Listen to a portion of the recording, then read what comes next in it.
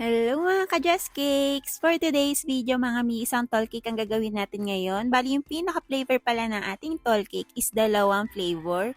Isang mocha and isang strawberry. Hindi ko lang po mapakita sa inyo yung pinaka-video ng pag-stack ko ng cake na to kasi hindi ko alam kung napindot ko ba or nabura ko yung pinaka-video. Kaya ito na lang. For the go na tayo. Sa size ng ating cake mga mi, 5x9 ang pinaka-size ng cake natin, and then sa cake drum na gamit ko mga mi is size 10. Para naman po sa frosting na gamit ko, walang iba kundi ang ACC whipping cream. Same na rin po sa pinaka-filling natin, ACC whipping cream na rin po ang ginamit ko at ACC strawberry syrup. Para naman po sa mocha, naglagay lang ako ng choco mousse filling. And yes, opo, nag-o-offer ako ng dalawang flavor sa isang cake. Basta request ni client, for the go po tayo dito. Para naman po sa design ng ating cake, kumuha lang po ako ng frosting ng color red. Pero bago ko lagyan ng color red yung pinaka-frosting natin, nilalagyan ko muna siya ng chocolate or color brown na food color para mas maging intense or maging dark yung pinaka-red natin. Lagi ko naman sinasabi sa inyo, ang technique ko dito mga mi, laging ahead of time ko ginagawa yung mga dark color na frosting ko para mas lalong lumabas yung pagka-dark color nila. Ang ginamit kong food color dito mga mi, yung cherry red ng Neko. Bali, tatlo kasi yung ginamit ko dito, yung powdered na cherry red, yung liquid nila na color red, and then yung Totos na bloody red. Sa design naman mga mi, bali pinahid-pahid ko lang siya ng ganyan para ma-achieve yung ganyan design mga mi.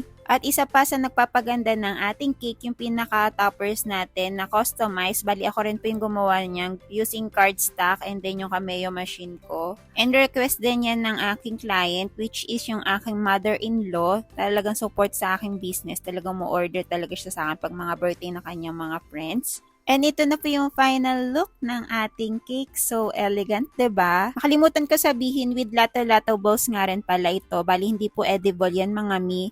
And then nag-request din po si Mami Blessing na lagyan po ng picture ni Ate Tanet. Bali ito na po yung final look na ating cake. And yun lang for today's video mga mi. Sana may natutunan kayo. Please like and share na rin mga mi. Thank you for watching. Bye!